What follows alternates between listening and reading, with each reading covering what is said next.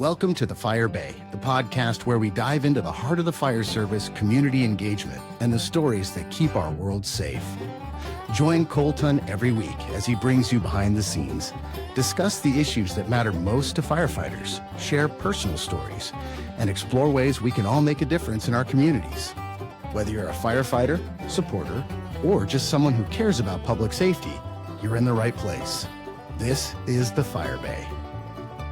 Hey everyone, welcome to the Fire Bay podcast, the podcast that brings you closer to the fire service, the issues that matter, and the people who make a difference every day. I'm your host, Colton Young, and today is the first podcast. We're excited to start it off, and I'm thrilled to have you with me. We're going to start this inaugural episode and see where it goes.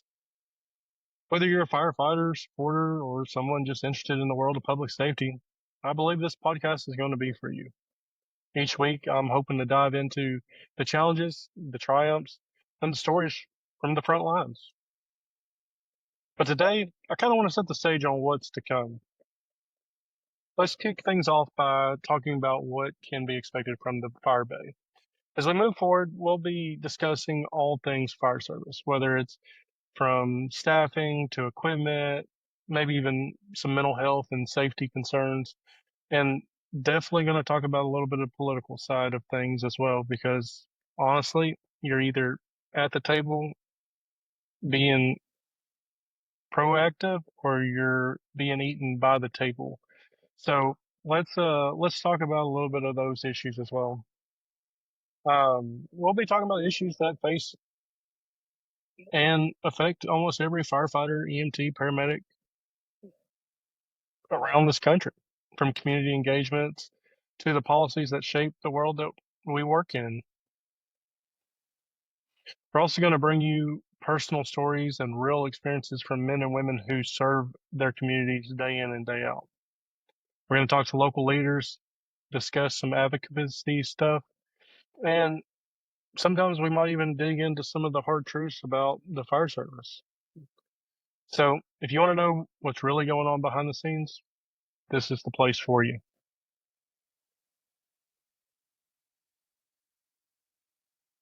We're going to talk about different things in future podcasts, but one of the things I really want to focus on is issues that face firefighters, public safety officials, stuff like that. We're going to talk about mental health. I think that's something that we definitely need to talk about and bring awareness to. We're going to talk about how some different states have different things set up for first responders when it comes to mental health, and what some good things are and what are some things that could be worked on. So we're going to talk about that. We're definitely going to talk about some staffing. We're going to talk about how in today's world that the fire service and especially the medical service is having a hard time getting people just to come into the field. We're having people join, and whether it's due to pay or the demands of the job or the effects of the job, people just aren't staying in it like they used to. We're going to talk about some resources that impact how departments respond. We're going to talk about lack of resources. We'll also explore advocacy work, and we're going to actually talk about how unions are fighting for better wages, better benefits, and better safety standards for everybody in the fire service.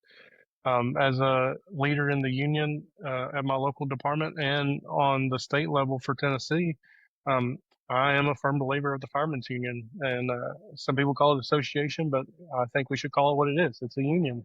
And we're going to talk about in future episodes too about the difference in unions up north versus down south. We're going to talk about some legislative battles that we're fighting here in Tennessee, and I hope to learn about some that are going elsewhere about the country and see how things are similar and not so different from all geographical locations across this country. I'm hoping to even have possibly a few people from our brothers and sisters in Canada to get on. So that should be pretty interesting. Let's talk a little bit real quick. I don't want to get into it too much, but let's talk about firefighter unions in Tennessee. And to me, the union is a huge part of what makes the fire service tick in our state. If you're not familiar with unions, or if you've heard mixed opinions, I'm here to set some of the records straight. Tennessee is a right to work state, and for some, that phrase might bring up questions about what unions can actually do here. I'll tell you right now, just because Tennessee is a right to work state doesn't mean that unions don't matter. In fact, unions are just as critical here as they are in any other state. The truth is, unions still play a key role in protecting the rights of firefighters, first responders, all over. Even when the state doesn't require union membership to work, it is still a thing that the state recognizes. They recognize associations, uh, your local municipalities, a lot of locals have put, political action campaign funds, and they are involved in their local government, and they contribute to the politicians and stuff like that. And some people are very upset about PAC funds, and I get that to an extent because you're basically buying a vote, is what some people say. I don't feel like that. I feel like if you support someone, you're basically helping them achieve. And unfortunately, everything in the world costs money nowadays, and especially a campaign. So we're going to talk a little bit more about that, but we're going to talk about also kind of the importance of unions in a right to work state. Again, so we talked about, you might have heard right to work and think the unions don't have power in Tennessee. Well, that's not always true. Um, right to work law only means that workers can't be forced to join a union as a condition of employment, but that doesn't mean that the fire unions don't have a big impact. We still organize, we still advocate, and we still fight for better wages, better benefits, safer working conditions. All of this is possible with members. Tennessee, last time I checked, was close to 7,000 professional firefighters in their state association. There's many locals. Call out a few. I mean, Nashville has almost 1,800 members. Memphis, I know, is well over 2,000 members. Even little departments like Lebanon, Tennessee, they have close to 60 to 70 members. Um, Hendersonville, they have over 100. Wilson County has over 100. Uh, Spring Hill has a good number. Knoxville has great numbers. Chattanooga, speaking of Chattanooga, Chattanooga just had a new hire class come in, and they had 100% of the recruits join their association or union. And that's awesome, and that just speaks to the leadership that their union has out there. Without unions or fire unions, we would have no collective voice. Imagine trying to negotiate for better safety gear, better staffing, or better retirement benefits without a unified voice. It'd be nearly impossible. In Tennessee, unions like the Tennessee Professional Firefighters and the IFF local that are around make sure that our firefighters are not just heard, but they're seen. Not just seen by our local leaders, but by lawmakers in Nashville and Washington. We're going to talk a little bit too about what unions in the South versus the North have that are different. So, something that's always sparked some interest debates is the difference between the fire unions in the South and those up north. Fire unions in the South definitely have a different flavor than those in the North. And I don't mean just the geographical side of things. Firefighters in the North have traditionally had stronger union support, especially in cities like Chicago and New York. These unions have a long history of collective bargaining and negotiating for better wages, benefits, working conditions. But here in the South, the culture around unions can be a little different. We don't have the same legacy of union strength, and in many cases, there's still resistance to the word union. That's why a lot of people in the South call them associations, but they're still the same thing. Just because there's some resistance at the political level about the word unions doesn't mean that we don't face the same issues. It doesn't mean that we aren't fighting for things just as hard or for what's right. The, the South may have a different history, but that doesn't mean we aren't making waves.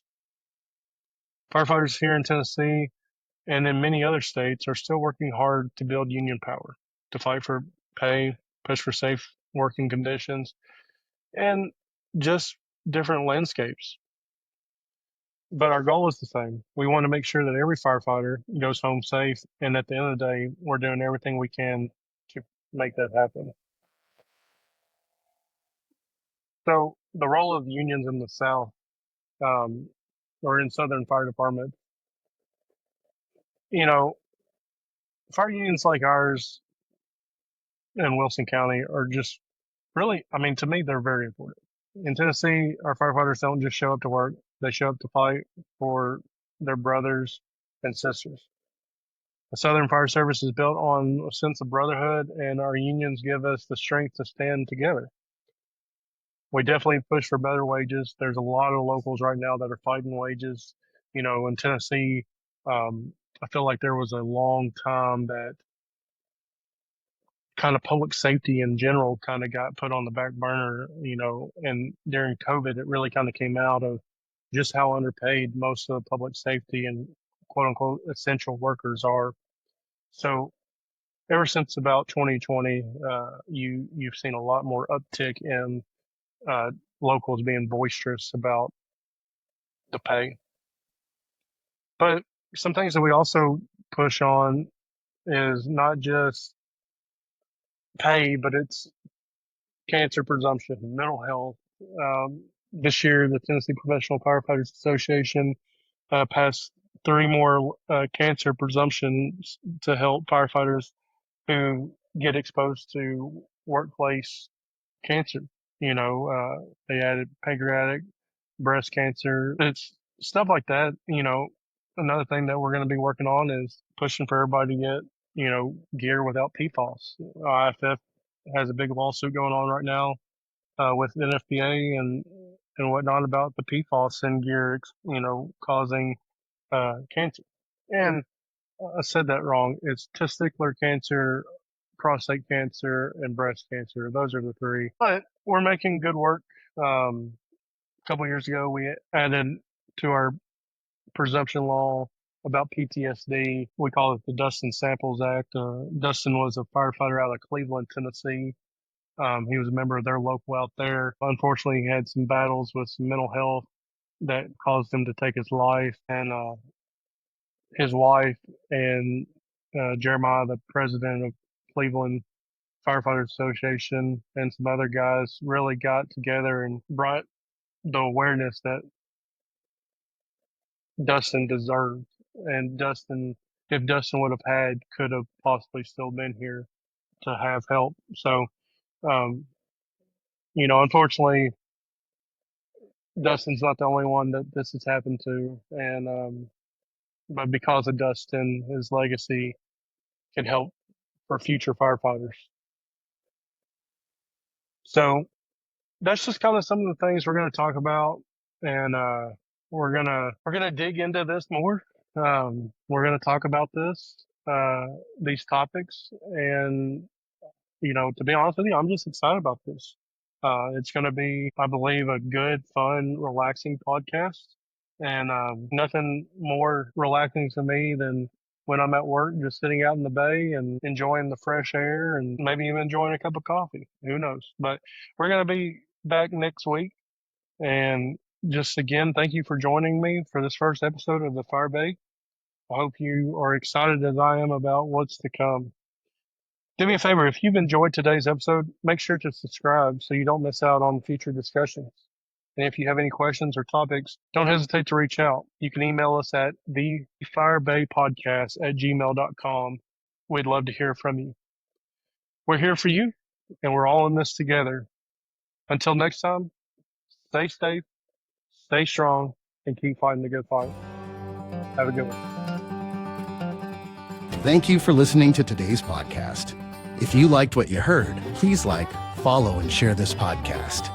Do you have a topic you want us to talk about? Email us at thefirebay@gmail.com.